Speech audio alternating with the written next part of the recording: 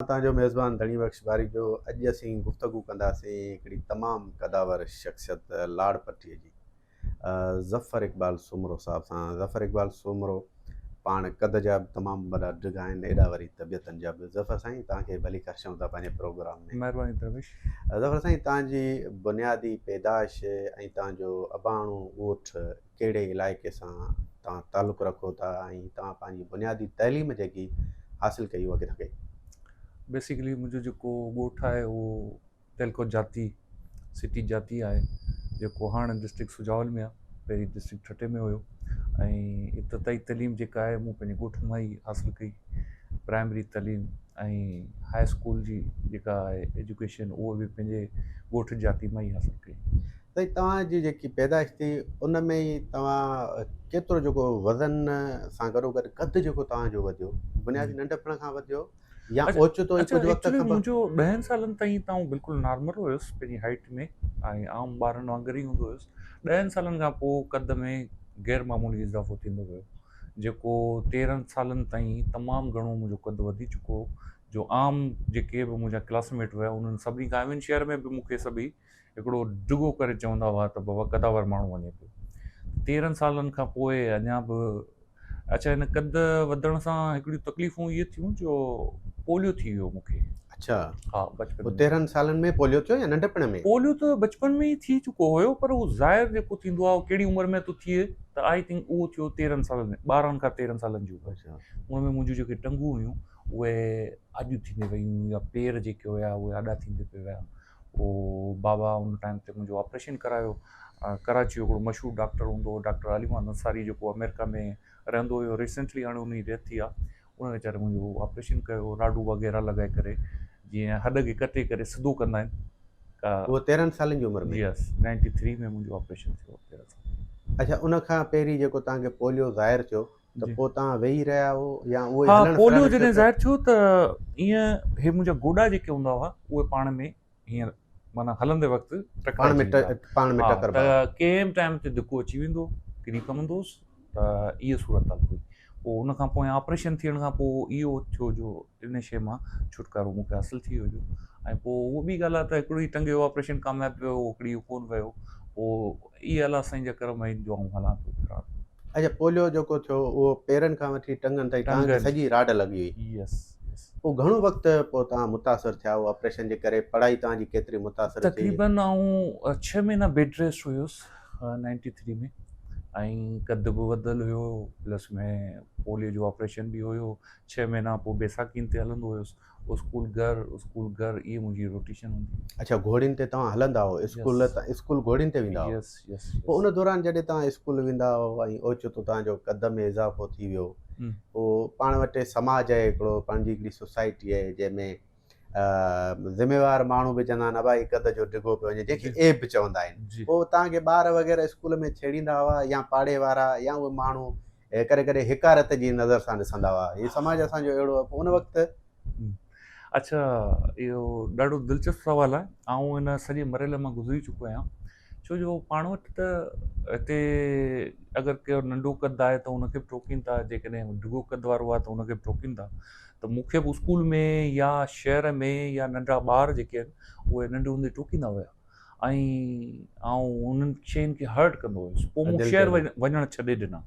वॾनि शहरनि में आउं गाॾी मां लही करे किथे न वेंदुसि, कंहिं होटल ते न वेंदुसि, या कंहिं मेले में न वञी सघंदो हुउसि। असांजे ॻोठ जो मेलो लॻंदो हो त उन में बि न वञी सघंदो हुउसि। त पोइ माण्हू मूंखे ॾिसंदा ऐं हैरती निगाह मां ॾिसंदा, के चिथड़ू कंदा, के मज़ाक कंदा, के त इन सॼे टाइम फ्रेम मां आउं गुज़री चुको आहियां। ऐं उनजी ॿी हिकिड़ी वॾी ॻाल्हि ॿुधायां त इन जे करे आउं 3 साल आइसोलेशन में रहियो आहियां। अच्छा, 3 साल आउं पंहिंजे घर स्कूल बसि। उन खां अलावा 3 माण्हू साल जी टोक जे करे, हिकारत जी नज़र जे करे। हा, त माण्हू मूंखे छो था चवनि। ऐं मज़े वारी ॻाल्हि ॿुधायां, एतिरे हद ताईं आउं सोचण ते मजबूर थी वियुसि जो आउं पंहिंजूं टंगूं कटाइण जे लाइ बि राज़ी थी वियुसि। अच्छा। ऐं इन ई डॉक्टर वटि वियुसि जंहिं मुंहिंजो ऑपरेशन कयो, डॉक्टर अलीमान अंसारी। उन खां त माण्हुनि जी टोकुनि ऐं हिकारत जे करे जेके ॿार तव्हांखे छेड़ींदा उन जे करे यस तव्हां चओ था आउं टंगियूं कटायां? यस यस, बिल्कुलु। छो जो हाणे मुंहिंजी हाइट 7 फुट आहे, 7 फुट हिकिड़ी एबनॉर्मल हाइट आहे, तमामु आम माण्हुनि खां सभिनी खां, इवन सिंध में तव्हां मूंखे सेकंड टॉलेस्ट पर्सन चई सघो था। ऐं अच्छा उन टाइम ते आउं पंहिंजूं टंगूं कटाइण जे लाइ, छो जो मुंहिंजे हिकिड़े दोस्त जो एक्सीडेंट थियो, उनखे नकली टंग लॻल हुई, त मूं हिकिड़ी ॿारहणी सोच त यार आउं हे हितां टंगूं कटाए 6 इंच घटि कराए छॾींदुसि ऐं आम माण्हू ऐं थींदो। आम नॉर्मल ज़िंदगी गुज़ारींदुसि। पोइ आउं डॉक्टर वटि वियुसि। उन डॉक्टर मूंखे जेॾी महिल मूं हुनखे चयो त डॉक्टर साहिबु आउं हिन जे लाइ आयो आहियां, मुंहिंजूं हितां हितां तव्हां टंगूं कटियो ऐं मूं ऑपरेशन करे वरी तव्हां जोड़े सघो था, या मूंखे नकली टंगूं लॻाए ॾियो नंढियूं, अच्छा त जीअं मुंहिंजो हाइट जेका आहे न उहा त इन बराबरि थिए। पर मूंखे मरहूम डॉक्टर अलीमान प्रोफेसर अलीमान अंसारी साहिबु चयो जी, हू सम्झ सॼी माना सिचुएशन सम्झी वियो। हुन मूंखे चयो कि यार तूं गॉड गिफ्टेड आहीं ऐं तूं न यानी अगरि किथे वञे थो त निगाह मर्कज़ आहीं माण्हुनि जो। असां हेॾा वॾा डॉक्टर टिपटॉप थी तयारु थी ॿाहिरि निकिरंदा आहियूं त माण्हू असांखे ॾिसनि, पर चईं असांखे त केरु कोन थो ॾिसे, तोखे मुफ़्त में सॼो जान पियो ॾिसे, अञा तोखे छा खपे। सो उन डॉक्टर जी एतिरी मोबिलाइज़ेशन, उन मूंखां फीस बि न वरिती ऐं पंहिंजो मूंखे चवंदो हो त तूं जॾहिं बि अचु कराची तॾहिं तूं मुंहिंजी अस्पताल में मूं वटि चकर लॻाए। महिराण क्लिनिक हूंदी हुई उनजी कराची जे हिकिड़े इलाइक़े में, ऐं उन डॉक्टर जी मोटिवेशन हुन हौसला अफ़ज़ाई तव्हांजी। यस, आउं इन ॻाल्हि तां हथु खणी वियुसि ऐं उनखां पोयां पंहिंजी पढ़ाई बि जारी रखी। उनखां पोयां मौक़ो मिलियो तक़रीबन 22 साल जी एज खां पोइ हैदराबाद शिफ्ट थियण जो। त हैदराबाद जॾहिं शिफ्ट थियासीं त बाबा मूंखे यूनिवर्सिटी में दाख़िला वठाए ॾिनी कि तोखे पढ़णो आहे, ऐं इहो ई माना हेज़िटेशन त हुई त माण्हू मूंखे चवंदा डिगो, पर वरी यूनिवर्सिटी में मूंखे माहौल अहिड़ो मिली वियो दोस्तनि यारनि जो जिन मूंखे इनकरेज कयो। यस, मुंहिंजी बैचलर कंप्यूटर साइंस में थियल आहे ऐं मास्टर MBA बिज़नेस एडमिनिस्ट्रेशन में थियल आहे। त पोइ इहे जेके वक़्तु उहे जेके दोस्त उन्हनि मूंखे वॾो इनकरेज कयो। उनखां पोइ पंहिंजो पाण खे हाणे आउं फील ई कोन कंदो आहियां त केरु मूंखे ॾिसे थो या नथो ॾिसे। अगरि ॾिसे थो त आउं पाण, हाणे त मूंसां माण्हू अची सेल्फियूं कढाइनि था ऐं आउं उन सां ख़ुशि थी करे सेल्फियूं कढायां थो, इवन हिते न पर सॼी दुनिया में जिते 3 साल तव्हां ॿुधायो त आउं परेशानी सबबु माण्हुनि जी हेकारत जी नज़र सबबु आइसोलेट हुउसि घर में। उन वक़्तु अम्मा ऐं बाबा जी कहिड़ी कैफ़ियत हुई? तव्हां घर में ॿाहिरि ई कोन निकिरंदा हुआ छो त तव्हांखे सभई टोकींदा हुआ? यस, बसि बाबा इन सॼे मामले में वॾो किरदारु मुंहिंजे बाबा जो आहे, जेको मुंहिंजे हर इलाज ताईं अगरि का थोरी बि तकलीफ़ थींदी हुई इनकरेज कंदो हो ॿाहिरि वठी अचण जे लाइ नयूं। अगरि उन टाइम ते बि पंहिंजे ॻोठ में मुंहिंजे ख़्याल में 2nd नंबर ते कंप्यूटर मूं आंदो, माना का बि नई शइ, हा का बि नई शइ ईंदी हुई त उहो फौरन बाबा खे डिमांड कंदा हुआसीं, बाबा मूंखे वठी ॾींदो।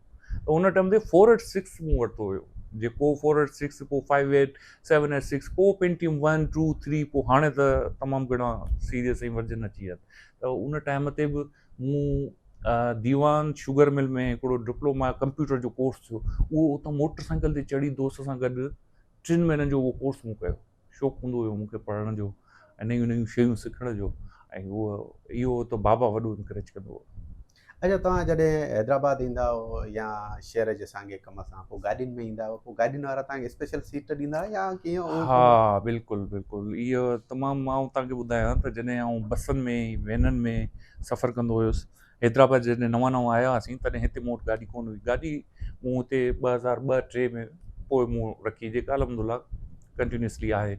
त उनखां अॻु में जेको बसनि ऐं वैननि में सफ़र कंदो हुउसि, ॾाढो ॾुखियो मुंहिंजो गुज़रंदो हो, छो जो आउं हिकिड़ो ॾुखो हूंदो हुयुसि। इहो सिर्फ़ु ड्राइवर वैन में 2nd नंबर सीट जेका आहे, जिते 4 माण्हू आम्हूं साम्हूं केबिन में विहंदा आहिनि, इते ई वधि में वधि मूंखे विहारींदा हुआ ऐं उहो ॾाढो तकलीफ़ आहे। अगरि उन्हनि खे चवंदुसि तव्हांखे 2 सीटनि जो किरायो ॾियां थो त हीअ अॻी सीट मूंखे ॾियो, पर पोइ बि लेडीस ईंदी हुई त हुनखे ॾींदा हुआ, मूंखे उहो चवंदा हुआ। ऐं कॾहिं कॾहिं इतफ़ाक़ बि ईअं थियो जो लेडीस अचण खां पोइ मूंखे हुननि अॻी सीटनि तां लाहे बि छॾियो। इहो बि 1-2 चकर मूंसां सीन थियो। बसनि में अचण दौरान जॾहिं तव्हांखे लाहे छॾंदा हुआ पोइ तव्हांजी हा, उन टाइम ते इहो थींदो त अलाह साईं मूंखे तूं पंहिंजी का गाॾी ॾे जेको आउं ईज़ी सफ़र करे सघां, ऐं पोइ शायदि अलाह साईं उहो मुंहिंजी जेका दुआ हुई उहो क़बूल करे वरिती। उनखां पोइ मुसलसल मूंखे जीअं गाॾी ॾिनियूं आहिनि त अलहमदुल्ला 1-2 गाॾियूं आहिनि।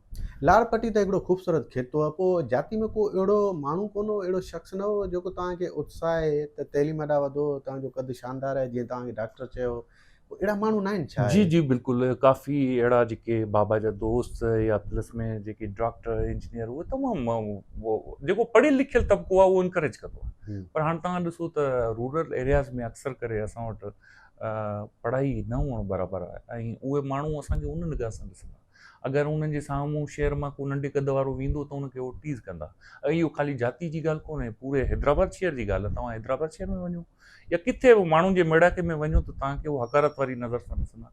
उहो ई तबिको ॾिसे थो जंहिंखे ॼाण न आहे, ऐं जंहिंखे तइलीम आहे उहो त उनखे तमामु वेलकम करे थो हर ॻाल्हि में।